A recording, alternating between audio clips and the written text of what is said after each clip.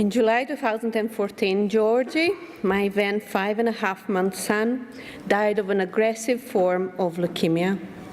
Losing a child is a parent's worst nightmare, and nothing can ever prepare your heart and soul for the tsunami of emotions that ensues the physical loss.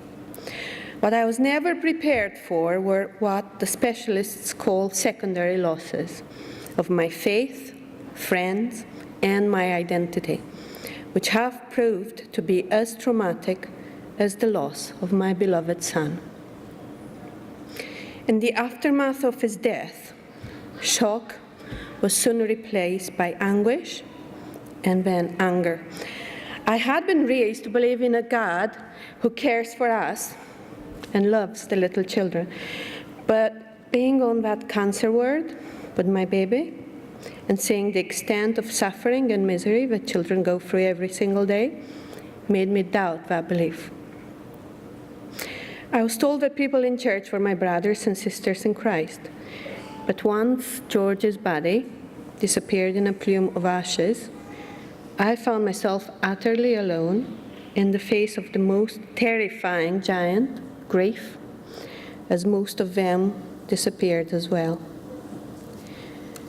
The first year after Georgie died was all about survival.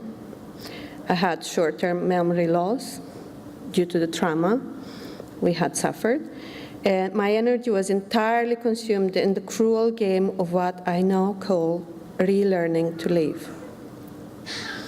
Reprogramming my mind to accept life as it now was proved a full-on battle, and making sense of it all took about 12 months. At the end of that first year, my mind grew tired of fighting and asking the whys. I had terrible sleep issues, and I found that accepting the reality as it was, with its randomness and cruelty, allowed my body to relax and my mind to rest. So in the end, I had to choose to make peace with my life as it stood. I thought that this was the beginning of my recovery. That's what we learn in movies and books, right? But it wasn't over. Acceptance is the beginning of wisdom, they say, but whoever said that did not take into account grief and its circular, destructive cycles. Acceptance has not offered a protective shroud against the pain that has continued to hit periodically and randomly, triggered by anniversaries and flashbacks. Acceptance is not the ticket out of the maze of grief, as I had hoped it would be. In this second year, grief has taken other forms, more terrifying in their purging force than the loss of faith and friends I had experienced the previous year. This past few months, grief has been like a magnifying glass, picking at the very core of who I am. I am no longer the person before the loss, that's for sure. But who am I?